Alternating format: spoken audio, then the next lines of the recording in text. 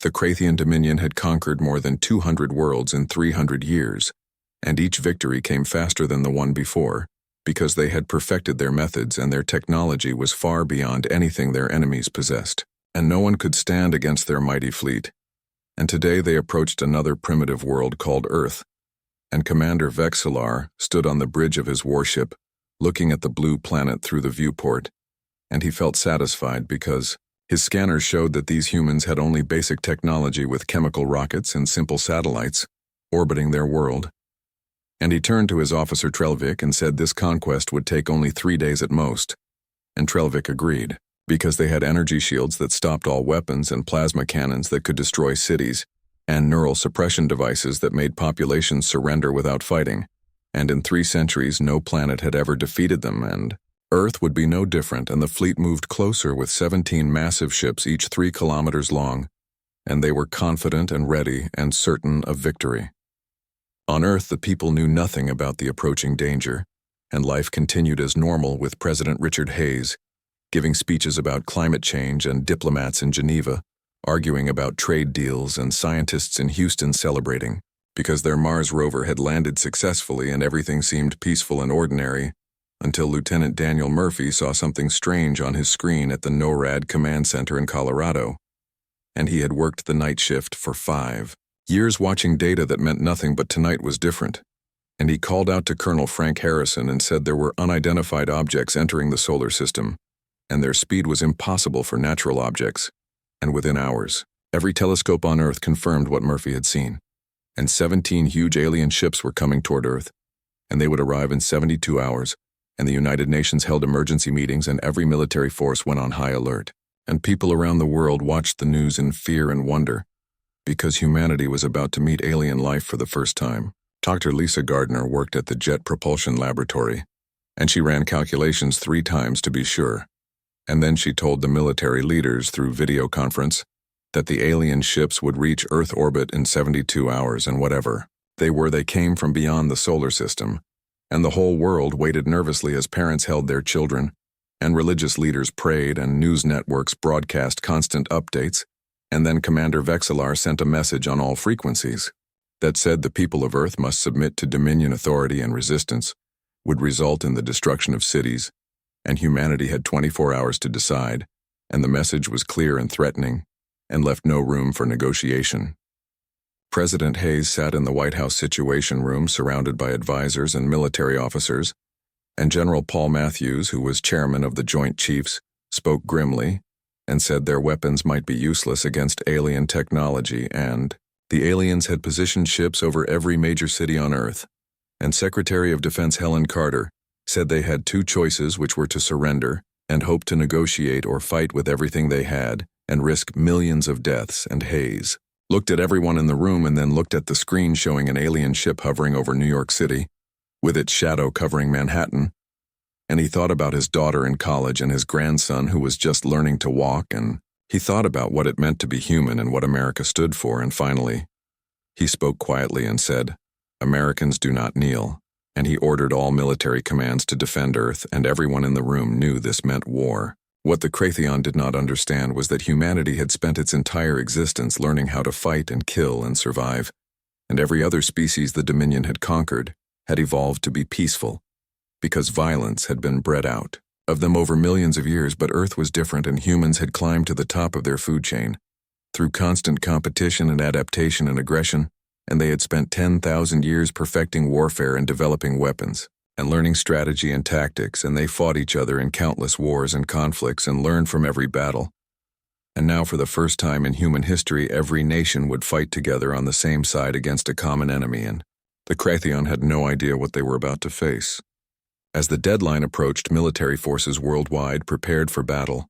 and soldiers checked their weapons, and pilots climbed into fighter jets, and submarine crews dove deep into the oceans, and missile crews waited at their posts, and civilians evacuated to shelters underground, and everyone knew that the next few hours would determine the fate of humanity and the fate of Earth. And in orbit above, the alien ships moved into position and powered up their weapons, and Commander Vexillar gave the order to begin the attack. And he expected quick surrender like always, but he was about to learn that humans were nothing like the species he had conquered before. And this war would be different from anything the Dominion had ever experienced, and the first shots were about to be fired in a conflict that would change the galaxy forever. The Kratheon had their energy shields and plasma weapons and neural suppression fields and 3 centuries of easy victories, and they thought this made them invincible.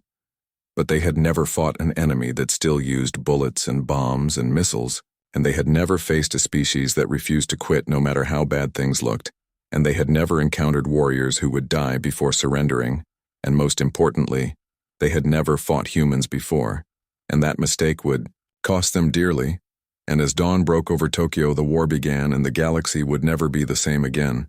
because Earth was not like other worlds, and humanity was not like other species, and the Kratheon Dominion was about to learn a very hard lesson about underestimating an enemy. The attack began at dawn over Tokyo, when a plasma bolt shot down from the alien warship hovering above the city, and it was aimed at the Imperial Palace to show the humans what would happen if they resisted, but the bolt never reached its target, because Japan had a secret weapon that nobody knew about, and it was an experimental railgun defense system, and the railgun fired a tungsten projectile that moved at 30,000 meters per second, and the projectile punched straight through the Kratheon energy shield like it was not even there, and hit the alien weapon and caused it to explode in a bright flash, and on the bridge of the alien ship alarms started screaming, and Officer Trelvik shouted that their shield had been penetrated, and Commander Vexillar could not believe what he was seeing because their shields had always stopped every weapon. But Trelvik explained that the human weapon was not an energy beam, but a solid chunk of metal moving at incredible speed, and the Kratheon had designed their shields to stop lasers and plasma and directed energy, but they had never thought about kinetic weapons because no advanced civilization still used such primitive technology. Around the world, humanity struck back with everything they had, and over London a Kratheon ship descended to deploy ground troops, but hundreds of drones swarmed toward it, and each drone carried 40 pounds of explosives, and they crashed into the hull one after another and detonated in sequence, and the alien shields did nothing to stop physical objects from hitting the ship. And the vessel was damaged badly, and it listed to one side and crashed into the Thames River and over Moscow. Russian fighter jets armed with missiles engaged another alien cruiser, and the jets flew in crazy patterns using chaff and flares to confuse the enemy, and they fired missiles that slammed into the ship's engines and crippled it, and the Kratheon were learning that their advanced technology meant nothing against weapons that simply smashed into them with brute force. Captain Amy Johnson flew her fighter jet over Los Angeles leading a squadron against the alien ship hovering over the city, and she radioed to her wing and told them to remember that the alien shields did not stop solid matter, and to make every shot count, and she fired her cannon, and the depleted uranium rounds tore into the alien hull at 3,000 feet per second, and other fighters followed her example, and the Kratheon ship had been designed to fight elegant duels with energy weapons, but instead found itself in a brutal street fight, and it was taking damage from every direction, and Commander Vexillar watched in horror as his fleet suffered losses across the planet, and he ordered his troops to deploy to the ground and activated the neural suppression fields that should have made humans docile and compliant and easy to control. But nothing happened, and the neural suppression fields had no effect, and Private Jake Collins of the Marine Corps crouched behind a destroyed car in Chicago watching alien soldiers march down Michigan Avenue, and he felt a brief moment of calm when their device activated and a voice in his head whispered that he should rest and stop fighting. But then he thought about his wife, who was 7 months pregnant and hiding in a shelter underground, and the calm disappeared instantly and was replaced by pure rage, and his Sergeant Peter Williams shouted for everyone to open fire, and the Marines unleashed everything they had, and the Kratheon soldiers had fought battles before, but never like this because humans did not fight in neat formations, and they used cover and flanking attacks, and concentrated fire and rocket-propelled grenades hit alien armor, and snipers targeted weak points, and the aliens started dying. What the Kratheon did not understand was that human evolution had created a species that could override their own survival instincts, and fear existed in humans, but so did courage and stubbornness and spite, and the neural suppression fields worked on peaceful species, but failed completely against a race that would charge into machine gun fire and sacrifice themselves for strangers and fight until their last breath. And in London, Lieutenant Charles Bennett led his squad in a counterattack near Westminster, and his radio crackled with reports that civilians were fighting too. using whatever weapons they could find, and one group had killed an alien soldier by running over it with a stolen double-decker bus, and all across Earth people were refusing to surrender and refusing to give up and refusing to accept defeat. Dr. Gardner worked frantically at a military research facility in Nevada, analyzing wreckage from downed alien ships, and she discovered that Kratheon technology was more advanced than human technology, but it was specialized to fight a specific type of warfare, and they had optimized everything to counter energy weapons, and they had almost no defense against kinetic attacks. And she explained this to General Matthews through video link and told him that humans had been using kinetic weapons for thousands of years, and bullets and bombs and missiles were their specialty, and the aliens had never faced an enemy that still relied on such primitive but effective tools. And Matthews immediately ordered all forces to focus on kinetic attacks and forget about trying to develop energy weapons. By the end of the first day, humanity had destroyed 6 Kratheon ships and damaged 4 more, and the cost was terrible, with tens of thousands dead, and Tokyo was heavily damaged, and London's waterfront was in ruins, but Earth still stood, and its people still fought, and Commander Vexler stood on his damaged bridge with his mandibles trembling. And in 300 years of conquest, the Dominion had never lost a single ship, but now he had lost 6 in just one day, and he was beginning to realize that these humans were different from every other species he had ever fought, and they were dangerous in ways he had not anticipated, and he made a decision that he would regret, and ordered his ships to begin orbital bombardment, and told his officers that they would scour human cities from space and kill millions until the survivors finally surrendered. The second day of the war began with fire from the sky as Kratheon ships in high orbit dropped tungsten rods that hit with the force of nuclear weapons, and the city of Mumbai was destroyed in seconds, and then Sao Paulo, and then Jakarta, and millions died in moments, and President Hayes watched the reports with horror and asked how many were dead. And General Matthews said quietly that millions had been killed, and the aliens were targeting population centers, and they had given up on conquest, and now just wanted to exterminate humanity. But what the Kratheon did not know was that humanity's response was already underway, and humans had spent 70 years preparing to fight each other with nuclear weapons, and every major power had missiles ready to launch, and those missiles could reach orbit. And in Wyoming, launch crews received authorization codes, and Captain Nicholas Ford turned his key, and intercontinental ballistic missiles roared from their silos, and similar launches happened across 3 continents, and the missiles screamed toward space carrying nuclear warheads. The missiles reached orbit moving at 20 times the speed of sound, and the Kratheon point defense systems tried to shoot them down, but the systems were designed to intercept energy weapons, not dozens of nuclear missiles moving at hypersonic speeds, and some missiles were destroyed, but many got through, and nuclear detonations bloomed in orbit like deadly flowers, and the electromagnetic pulses fried electronics across Earth, but they devastated the Kratheon fleet even worse, and 3 more alien ships were completely destroyed, and others were crippled with their systems overwhelmed by radiation and energy surges. And Commander Vexelar's ship lost all power for 20 seconds and half. His crew died from radiation exposure, and when emergency systems finally came back online, he gave the order to retreat beyond the moon and reform what was left of his fleet, and the Kratheon pulled back.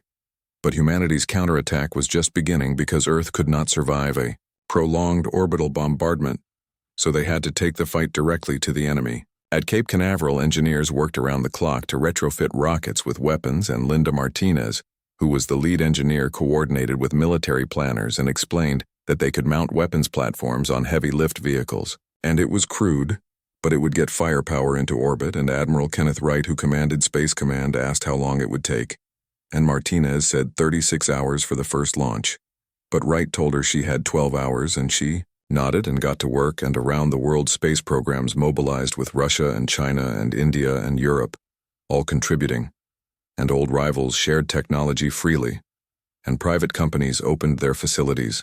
and scientists worked without sleeping because the fate of humanity depended on getting weapons into space fast. On the ground, the war continued with Kratheon soldiers still occupying major cities, and humanity fought street by street to drive them out. And in Paris, the French Foreign Legion battled alien forces near the Eiffel Tower, and in Seoul, South Korean special forces used the subway system to launch surprise attacks, and Sergeant Linda Hayes led her squad through the ruins of Atlanta, and they had been fighting for 30 hours straight, surviving on stimulants and sheer determination, and her radio crackled with a broadcast from President Hayes, and his voice echoed through the rubble, telling people that he knew they were tired and scared, but they were still here and still fighting, and the aliens had come to conquer Earth like they conquered 200 other worlds, but humanity was different and humans did not break. The president continued speaking and said this was their home, and every street and city and nation on the planet was worth fighting for, and they would fight for their families and their future, and for every human who ever looked up at the stars and dreamed, and they would show these invaders what it meant to face humanity. And Sergeant Hayes paused in a destroyed storefront, listening to the broadcast, and around her civilians emerged from shelters to help wounded soldiers, and a teenager handed her a bottle of water, and an old man pointed out where he had seen alien patrols, and everywhere people were helping and fighting and refusing to quit. Private Collins was still fighting in Chicago, and his ammunition was running low, and he had been wounded twice, and alien reinforcements were landing nearby. But none of it mattered because they had come to his planet and threatened his family. And that was unforgivable, and he would fight until he could not fight anymore. And Dr. Gardner continued analyzing alien technology. And during a conference call with military leaders from around the world, she said she had found something important and explained that alien ships had a central power core, and if they could hit it, with enough force the whole vessel would explode. And someone asked if it was like the Death Star, and Gardner said it was exactly like that, because nature loved efficiency, and apparently engineers did too, no matter what planet they came from. The makeshift weapons platforms launched from 6 sites simultaneously, and they were ugly, ungainly things that were more bomb than spacecraft, but they carried nuclear warheads and guidance systems designed by the best minds on Earth. And Admiral Wright watched from Space Command and said to his operations officer, Commander Betty Pierce, that this was desperate, and Pierce replied that humans were good at desperate, and the platforms approached the regrouped Kratheon fleet beyond the moon, and alien point defense systems destroyed some, but others got through, and they did not try to fight the ships but simply flew close and detonated their nuclear warheads, and 2 more Kratheon vessels were destroyed, and Commander Vexillar, now commanding from a backup cruiser, watched his fleet diminish, and realized that of the 17 ships he started with, only 6 remained operational, and he ordered his communications officer to request reinforcements from the homeworld. But the officer reported that the nearest Dominion fleet was 3 months away, and Vexillar looked at the blue planet below, still defiant and still fighting, and for the first time in his military career, he felt something unfamiliar, which was fear. The war entered its 3rd week, and Earth was battered but unbroken, and the Kratheon Dominion faced a stalemate for the first time in its history, and neither side could deliver a knockout blow. And in underground bunkers worldwide, scientists and military planners and engineers worked on humanity's most ambitious project yet, because if they could not defend Earth from orbit indefinitely, they would take the offensive directly to the enemy. And Dr. Gardner stood before a holographic display showing schematics of captured Kratheon technology, and explained to representatives from every major nation that they had reverse-engineered the alien faster-than-light communication system, which meant they now knew where the Kratheon home system was located. And General Matthews asked how far away it was, and Gardner said 67 light-years, which would take centuries to reach with human technology, but not with alien technology, because they had recovered 3 intact faster-than-light drives from crashed ships. The plan was audacious, and some said insane, because they would retrofit human spacecraft with alien drives and create a strike force and attack the Kratheon homeworld directly and force them to recall their fleet, or at least divide their attention. And Admiral Wright said it was suicide because humans barely understood the alien technology, and the ships might explode the moment they activated the drives. But President Hayes responded that every plane that took off could crash, and every submarine that dove could sink, but they did it anyway. And they needed volunteers, and they had thousands within hours, because fighter pilots and astronauts and submariners and anyone with flight experience volunteered, and command selected 200 of the best, and Captain Johnson found herself promoted to commander and given leadership of Eagle Squadron, which consisted of 12 retrofitted spacecraft, and each ship was a hybrid of human and alien technology, bristling with nuclear weapons and railguns. Commander Johnson and her wingman Lieutenant Carl Peters inspected their ship, which had been christened Defiant, and Peters said this whole mission was crazy, and then added that he loved it. And while the strike force prepared, Commander Vexillar made one final attempt to break human resistance and concentrated his remaining 6 ships over North America and launched a massive assault on the United States because he believed that if he broke their leadership, the rest of humanity would crumble, and the attack on Washington began at dawn with plasma bolts raining down on the Capitol. The White House was evacuated just before a direct hit reduced it to rubble, and President Hayes directed operations from a bunker beneath Mount Weather. But breaking the leadership meant nothing when everyone was willing to lead, and when the chain of command was disrupted in Washington. Military units took initiative on their own, and when communication systems failed, soldiers fought using pre-established plans, and humanity had learned warfare through 10,000 years of conflict, and adaptability was in their blood, and the aliens did not understand this. And Colonel Harrison, who had been evacuated from NORAD when it was destroyed, now organized civilian resistance in New York, and office workers became logistics coordinators and accountants, ran supply lines, and artists painted camouflage patterns on vehicles. And Harrison told them they were not soldiers, but a librarian named Patricia Lee replied that neither were the people at Lexington and Concord, but they fought anyway. The Raytheon ground assault stalled in the ruins of Baltimore because their soldiers were trained for combat against orderly enemies, but found themselves in urban warfare against opponents who refused to follow any rules, and humans appeared from sewers and attacked from rooftops and disappeared into buildings before the aliens could respond. And Sergeant Williams was wounded and separated from his unit, but found himself leading a group of survivors that included 2 police officers and a paramedic and a high school teacher armed with a hunting rifle, and they ambushed an alien supply convoy and stole their equipment and used it against them. And one of the police officers, who was Lieutenant Kevin Brown, asked Williams where he learned to fight like this, and Williams admitted he was making it up as he went, and they all were, because that was what humans did when facing the impossible. In space, the strike force prepared to launch, and Commander Johnson addressed her squadron over the communications network and said they were going to fly faster than light to an enemy homeworld and attack the most powerful military in the galaxy, and their odds of survival were minimal, and their odds of success were even worse, but they were doing this anyway, because that was what humans did, and Lieutenant Peters said to give them hell, Commander. And the faster-than-light drives activated, and the laws of physics bent around the ships, and in an instant, the squadron vanished from Earth space and crossed 67 light-years in the blink of an eye, and they emerged in the Raytheon home system to find a civilization completely unprepared for war on its doorstep, because for 3 centuries the Dominion had brought conflict to others, but now conflict came to them. Commander Johnson gave the order for all squadrons to attack, and told them to hit everything that looked military, and the human ships dove toward the Raytheon homeworld like angry wasps, and their nuclear weapons, which were considered primitive by galactic standards, proved devastatingly effective against orbital platforms that were designed to defend against energy weapons, and the platforms exploded one after another, and Raytheon defense forces scrambled to respond.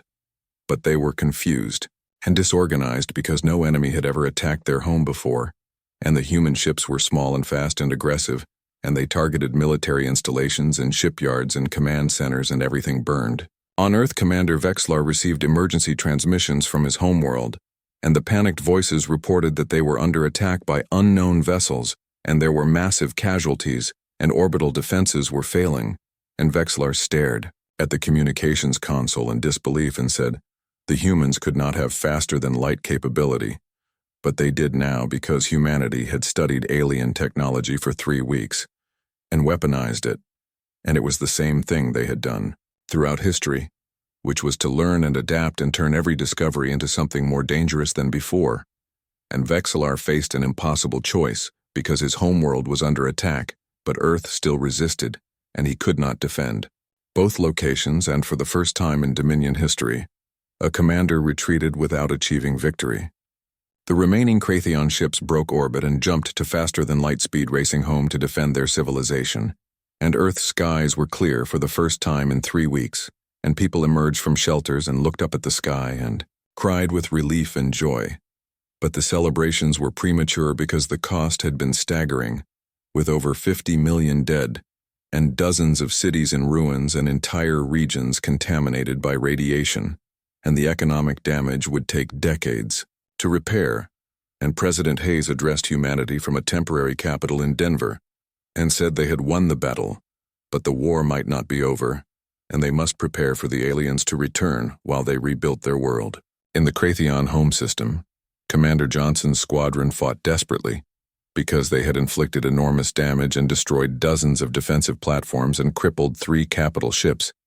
But reinforcements were arriving and the human ships were running out of ammunition, and Johnson ordered all squadrons to fall back to the rally point and said they had done what they came to do, and only 8 of the 12 ships made it back, and they jumped to faster-than-light speed and returned to Earth, leaving the Kratheon homeworld in chaos, and the Dominion, which had terrorized the galaxy for centuries, now knew what it felt like to be vulnerable. Something had changed in humanity, because the nations of Earth had fought together and died together and survived together, and old rivalries seemed petty in the face of what they had endured, and the United Nations reorganized into a true world government called the Terran Union, with one purpose, which was to defend humanity, and Dr. Gardner led the effort to reverse engineer alien technology, and said during a press conference that humans had been decades away from faster-than-light travel on their own, but now they had it, and they also understood alien weapons and shields and tactics, and next time the Kratheon came, humanity would be ready. General Matthews, who was now Secretary of Defense for the Terran Union, oversaw the construction of Earth's first space navy, and shipyards appeared in orbit building vessels that combined human innovation with alien technology, and railguns and nuclear weapons and kinetic barriers became standard equipment. And Matthews explained to the Union Council that humanity was not just defending anymore, but making sure no one ever attacked Earth again. And Commander Johnson, who had been awarded the Medal of Honor along with every member of the strike force, took command of the first Earth warship, which was named Indomitable. And she said to Lieutenant Peters that it was strange because a year ago, humans had never left their solar system, and now they were planning interstellar patrols, and Peters asked if she thought the aliens would come back, and Johnson said eventually, but humanity would be ready. 6 months after the invasion, Earth received a transmission from the Kratheon Dominion, and it was a formal diplomatic message requesting negotiations, and Commander Vexillar appeared on screens worldwide with his mandibles trembling in what humans recognized as humiliation, and he said that the Dominion acknowledged the strength of Earth and proposed a treaty of non-aggression. And President Hayes consulted with the Union Council before responding and told the Kratheon that humanity would negotiate, but on their terms, and the first term was that the Dominion must release every world they had conquered. The second term was that the Kratheon must share their technology with the species they had oppressed, and the third term was that the Dominion must understand that humanity was now watching, and if they threatened anyone anywhere, humans would come for them. And the Dominion agreed because they had no choice, and word of Earth's resistance had spread across the galaxy, and dozens of oppressed worlds rose up against their Kratheon occupiers, and the Dominion, which had ruled through fear, found that fear worked both ways, and their empire began to crumble as species after species fought for freedom inspired by humanity's example. In the years that followed, humanity took its place among the stars, but not as conquerors, because they became protectors and defenders, and the species that other civilizations called when faced with aggression, and the Terran Union Space Force patrolled the Orion Arm, ensuring peace through strength, and Captain Collins, who had been promoted and transferred to the Space Force, stood on the bridge of the destroyer Resolution, patrolling near a newly liberated world, and his daughter, who had been born during the war, was 2 years old now, and he looked at her picture and thought about the future she would inherit, and his communications officer reported that they were receiving a distress call about a pirate raid on a civilian station, and Collins smiled grimly and ordered all hands to battle stations and said they would show the pirates why nobody messed with Earth or its allies. The Resolution accelerated toward the raiders, and the pirates would learn, as the Kratheon had learned, that humanity had spent its entire history preparing for war, and every conflict, and every innovation, and every hard lesson had created a species that refused to yield, and the Kratheon had conquered 200 worlds with ease. But Earth fought back, and in doing so changed the galaxy forever, and Dr. Gardner, who was now director of the Terran Science Institute, often reflected on those terrible weeks, and said during an interview that humanity won because they were stubborn and because they refused to accept the impossible. And the Kratheon, had better technology and better ships and better weapons,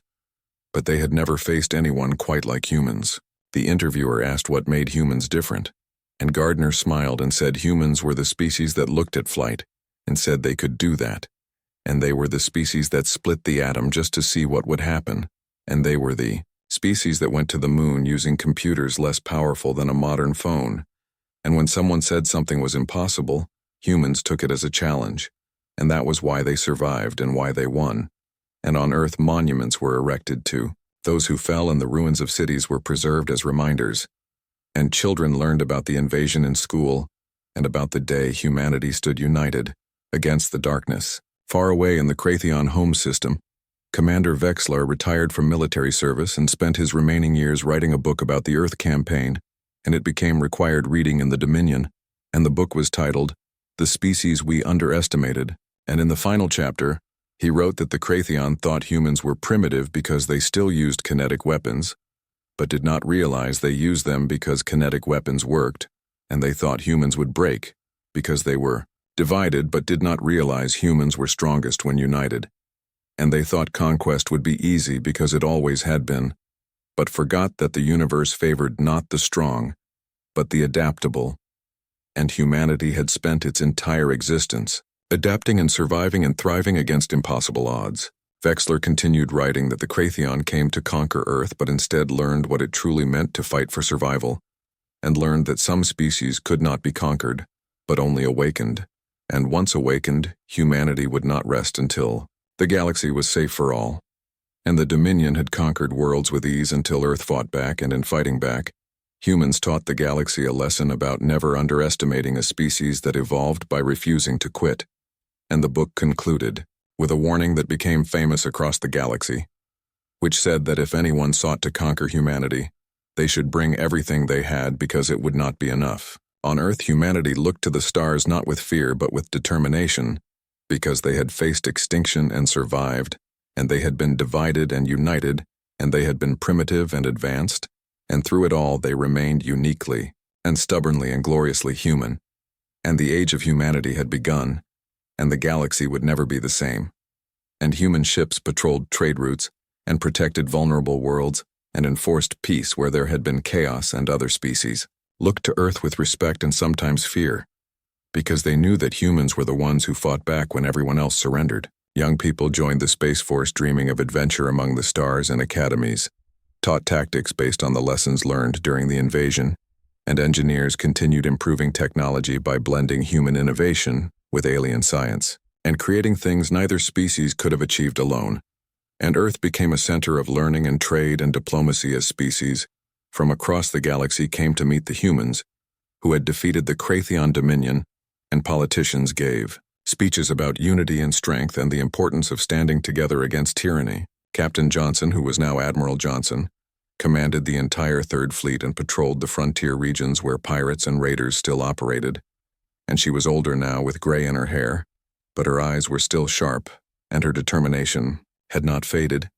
And she told new recruits that they carried the legacy of everyone who fought during the invasion, and everyone who died defending Earth,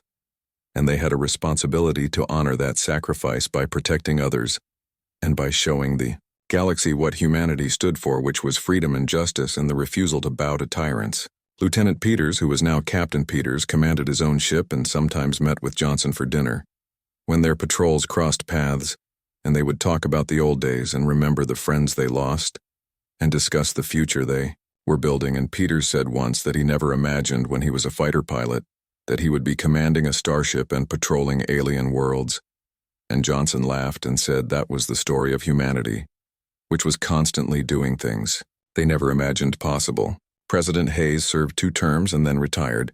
but his speech during the invasion was taught in schools and remembered by everyone who lived through those dark days. And when he died years later, the entire planet mourned, and his funeral was attended by representatives from dozens of alien species, because he had become a symbol not just for humanity, but for all free peoples everywhere. And his grandson, who Collins had thought about during the fighting, grew up to join the Space Force and continued the family tradition of service. The galaxy learned to respect humanity, not because they were the strongest or the most advanced, but because they never quit, and they stood up for others. and they turned their capacity for violence into a force for protection, rather than conquest. And the Krathion Dominion never recovered its former power, and eventually joined the community of civilized species as equals rather than conquerors, and they too learned from humanity's example. And centuries later, historians would mark the invasion of Earth as the turning point when the galaxy changed forever, and when one species proved that determination and courage could overcome any obstacle. And that was the legacy of the day, when aliens conquered worlds with ease, until Earth fought back.